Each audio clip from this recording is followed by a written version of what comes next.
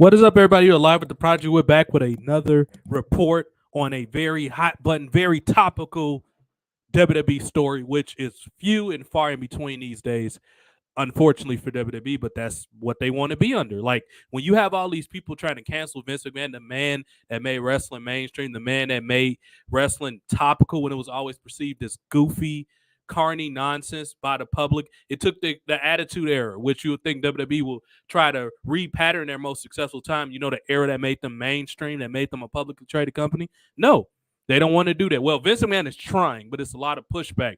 Allegedly, stories came out about a lawsuit. We'll cover that later in the week once I have more material. However, it shows you the backwards mentality that this company possessed under its current leadership. You fired this woman. Yes, it was technical contract issues and all that she kind of breached, but you should have saw the bigger picture. It's something called exception to the rule. And I think Mandy Rose has as much of a case as exception to the rule as anybody, especially considering how much of a draw, how much of an uptick on WWE's developmental, not their main brand, even though she should have been on the main brand. Politics held her back from being there. How much traction she gave to WWE's dwindling product in 2022. The stars that she helped make that was under the age of 25, the countless stars of NXT women right now that are thriving off her name. She was released because of some what I would call lack of judgment or a mishap. I think at some point she's going to be forced to come back. But let's get into this story as it partakes. Mandy Rose finally breaks silence on the Tamron Hall Show. This got promoted a few days ago. It picked up traction yesterday. It restarted the trend. Mandy Rose deserves better, and she does deserve better. And on this particular issue, this interview, she came off very humble, very likable, and I honestly think this makes WWE look bad in every single way. I think they're going to be forced to bring her back in some type of way. If Zelina Vega can come back despite only being a star in the WWE bubble, Mandy Rose, who's a global star, who's been on Sports Illustrated, who men who are casuals, who flipping through the channel in between football breaks or their popular TV shows, will look at Mandy Rose because she's drop dead gorgeous. She's a star.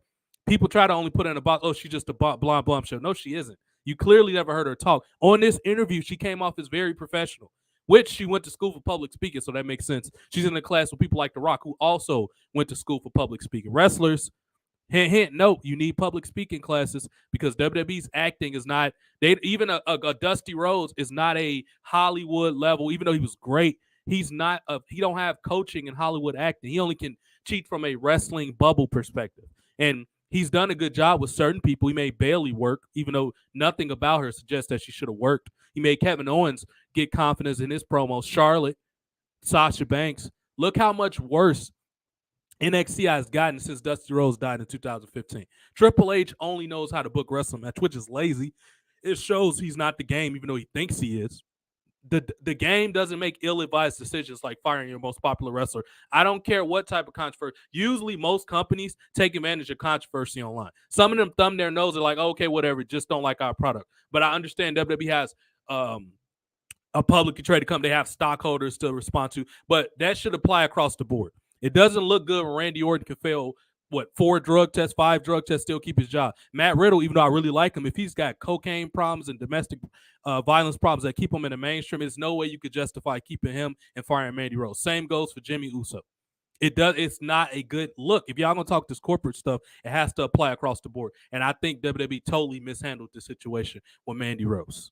Now let's go into some snippets of what she actually said on this show, and then we'll end with WWE's policy, which from a logical standpoint, and we're being an honest standpoint, which is probably the only axe to grind WWE has, the only issue or the only practical justification they could have is she broke our contract, which they came up with the third-party ban where wrestlers only can use their name, or they can use their name on third parties if they give WWE a cut. That's essentially what it is, but we'll read the details about it. A couple popular outlets did a story on it when it happened back in 2020. Hey, Marissa's here.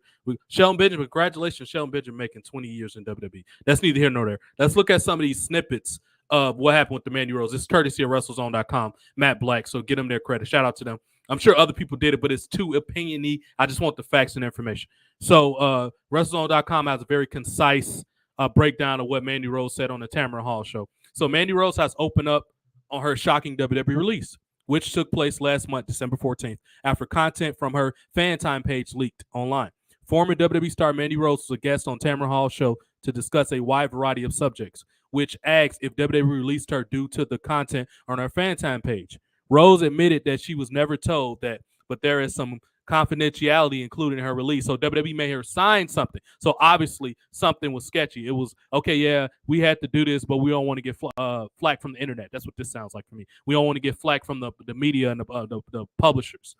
That's what this comes off as. And Mandy Rose, yes, I'm pretty sure they had you sign some type of deal. So she just kind of went on a rest, which I support her, doing what's best for her career. I support her taking the bull by the horns and doing this particular thing, because men get away with a lot worse in today's time.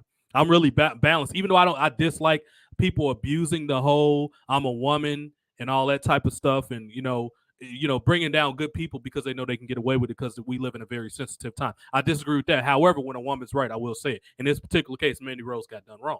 But let's get back into this story here. Quote, she said, unfortunately, there's a confidentiality agreement, and I can't really discuss that. There was the one warning that they gave me, and I took it down. I complied with what they said. Mandy Rose revealed there was no such full nudity. I would never post anything that will harm my brand. And she's correct. It's never been full nudity of her that I can remember. She's always had on like a thong or something or covering. She showed a little nipple, but not full sex. I can see why people implied that based on what they look, but that's where technicality comes in. You don't imply, you go off proof. If there's no proof, you can't come up with anything. Mandy Rose continues saying, everything I do in the privacy of my own home, showing my fans behind the scenes action, whether it's photo shoots, my everyday personal life, nothing is wrong with that. That's what I was doing. You can't believe everything you see on the internet. Not everything is accurate. She's completely correct about that. Even though, like, it is proof that you did stuff. When I show photos of me sexy, like how I've been showing my Instagram, which everyone can see, there's nothing wrong with that. Now, the thing with this is WWE looks crazy because they've been selling Mandy Rose's beauty since she's basically been in WWE. So it makes them look crazy. When Tamron asked Mandy if she believes WWE targeted her, Rose said she didn't think she was targeted, but that everyone has their own opinion on what is and isn't appropriate. See, she was obviously groomed properly by her managers. They told her the right things to say. She came off as very professional. I don't see in any type of way how Mandy Rose won't be back in WWE at some point. She could have slammed them like certain people in the past have done. Zelina Vega kind of like activated her psychotic fans online, and they basically forced the issue. She was a little more professional. So if Zelina Vega can blast WWE and get rehired, why can't Mandy Rose? So I have people like Paige. She said stuff about WWE. She never came back, but she was under full contract while she was making tons of money on Twitch. I think she was making like 40 grand a month while she was under contract. Paige got released from WWE and chose not to resign very recently. She was under contract probably because she had neck injuries and WWE didn't want to get sued. But it still make y'all look like hypocrites when Mandy Rose can't get rehired and you rehire other people. It looks crazy. Because everything that has happened, Mandy Rose continues. Since then, everything's happened for a reason, which she made $1 million in December. She's doing great. You know, it's like she don't need WWE, but I don't see why they want to rehire. They need her more than she needs them. And I can't even say I was wrong because I'm so forever grateful, Mandy says, for everything that WWE has presented me with. I can't say I was wrong or not. I'm just hurt. I'm very hurt. Yeah, because she feel like she got backdoored. Like, she was the reason y'all was watchable in the fall season. Nobody cared about WWE outside of what Toxic Attraction was doing on NXT. I'm not talking about y'all online. Y'all don't matter. Y'all don't speak for the whole world. I'm talking about casuals. Everybody cared about Mandy Rose. They was like, who is that hot woman on TV always doing cool stuff, talking sassy and keeping my attention? Dakota Kai and Damage Control are not mainstream stars. I don't care what anybody says. None of these women can do it. Even Becky Lynch, the so-called man, is not a draw. If she was a draw, why would large parts of WWE audience be tarped off? People don't care about this woman with this thick Irish accent who has this, you can't tell what sex she is. Like, I mean, her sex don't really matter, but people at the end of the day, most people in this country are heterosexual and they want to see beautiful women do beautiful things. They want to see men on TV looking like superheroes. Wrestlers are not supposed to look like Johnny Gargano. When average people in the crowd are bigger than him, something is wrong with your product. And this is what we need to come to terms with WWE. We're not being honest if we think these people are stars. Mandy Rose was the biggest star in WWE not named Roman Reigns this year.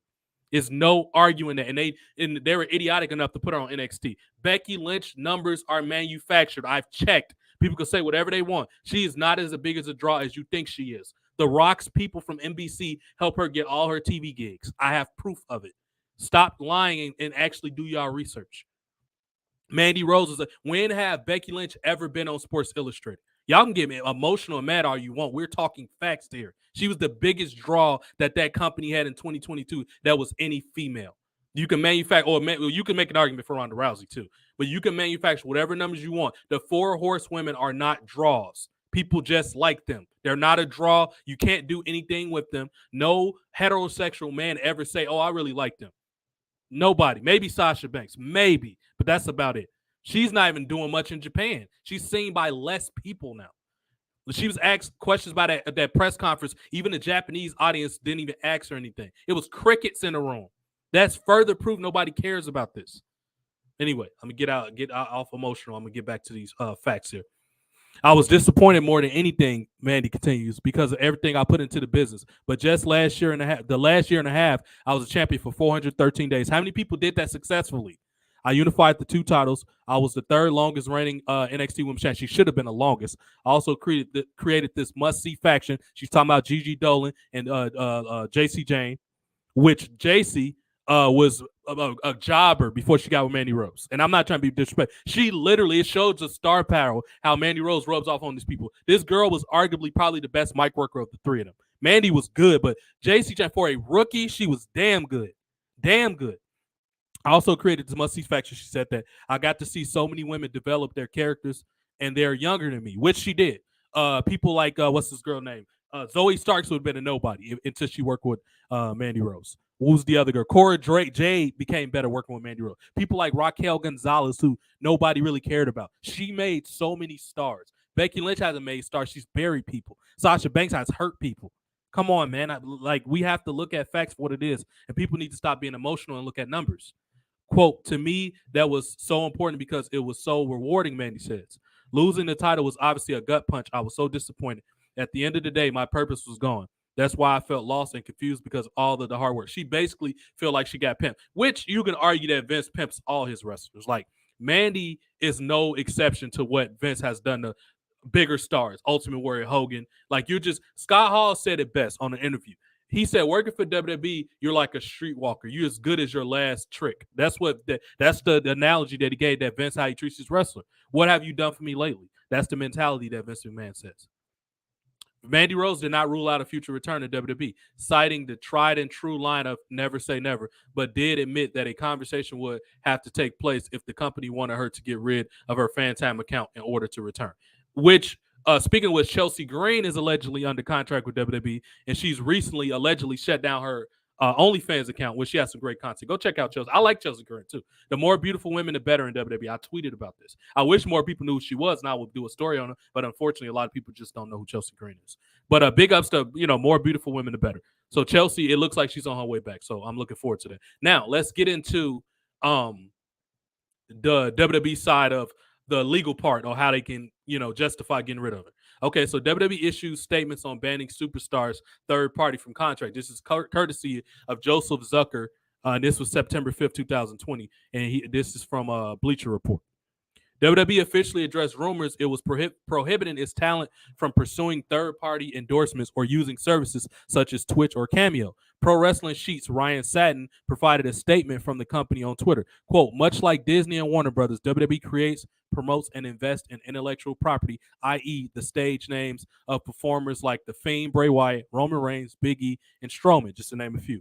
It is the control and exploitation, that's interesting phrasing, of these characters that allow WWE to drive revenue, which in turn enables the company to compensate performers at the highest level in sports entertainment industry. Notwithstanding the contractual language, it is imperative for the success of our company to protect our greatest assets and establish partnerships with third parties on a company-wide basis, rather than act as an individual level, which as a result would they provide more value for all involved. Now, what we have to understand here, WWE was ignorant in projecting how well their performers were doing on Twitch. They probably looked at it like, oh, they're not a big deal. They're not a big global company. We got these TV deals that's going to keep renewing because of our brand name. They saw the amount of money. I think Paige was one of the catalysts for this. A lot of people give AJ Styles credit, which he exposed on his Twitter some WWE information that got them to notice that their wrestlers were speaking badly about them on Twitch. However, from a successful money-making standpoint, they saw people like Paige Saraya, what she performs as in AEW, making stupid money. I think I heard that she makes $40,000 on Twitch. She's up there with Scarlett Bordeaux, Mandy Rose. These are like the top earners on Twitch that are pro wrestlers. I think Scarlett like broke the internet when she first got on there. It was reported that like the service was acting up because she drew so much traffic to the site that it was messing with the servers. So Mandy Rose, it looks bad once again that WWE got rid of her. But I get what WWE saying. What I always advise wrestlers to do is if you're going to use your talent to make money on Twitch or any of these third parties, why don't you just use your real name? You take WWE legally out, and then obviously don't make it public that you're doing this, even though the fans might leak it. WWE are less likely to believe fans unless they're pressured by their corporate people. So that's what wrestlers, I think, mess up. Just make it under your real name. People are going to know that, oh, this is Mandy Rose. They know what your face look like. Put a little growl, this picture of yourself that vaguely suggests. You have to understand when you working with people pen to paper, you have to know how to kind of find loopholes and read between the line. That's what WWE does when they don't want to get sued. You don't think they find a loophole when they don't want to be the cause of somebody dropping dead from drugs or somebody being a part of a public scandal with steroids? They find every loophole they can. Why can't you as a performer do the same thing? That's what a smart business person does. That's what I would do. There's nothing wrong with this world is based off allegedly facts and information. If you could prove that, you're innocent until proven otherwise.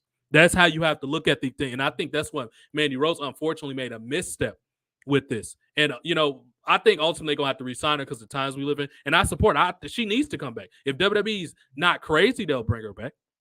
So a lot of popular mainstream news sites picked up on this WWE third-party ban and gave their opinions. Even at the time, running for the Democratic Party, Andrew Yang, who I think was the Secretary of Labor, and I forgot what type of way, but he was some type of way in politics involved in the Secretary of Labor. He even picked up on this. And of course, people could say, oh, well, this was a ploy to get him elected and all that. Sure, maybe it was. However, it was smart for him to do this. Even the guy, the talk show host, last week tonight, he picked up on it. So let's read a couple. I don't want to go into too much detail with this stuff. But from Wrestling Inc., Raj Giri reported that Friday that WWE Chairman Vince McMahon informed wrestlers and on-screen personality they had 30 days to cease working with third parties independently because they were detrimental to our company. So basically, they were saying, give us our cut, or you got to shut this shit down. That's basically what they're saying. The report raised eyebrows because it said McMahon was claiming that WWE owned the licensing rights for wrestlers' real names, not just intellectual properties. You know what? We're going to have to end this, y'all. Go pick up the story because I got an important call from work calling. Find it on Twitter. It's TJ Time 1991, all the good stuff. I'll talk to y'all soon. Hello?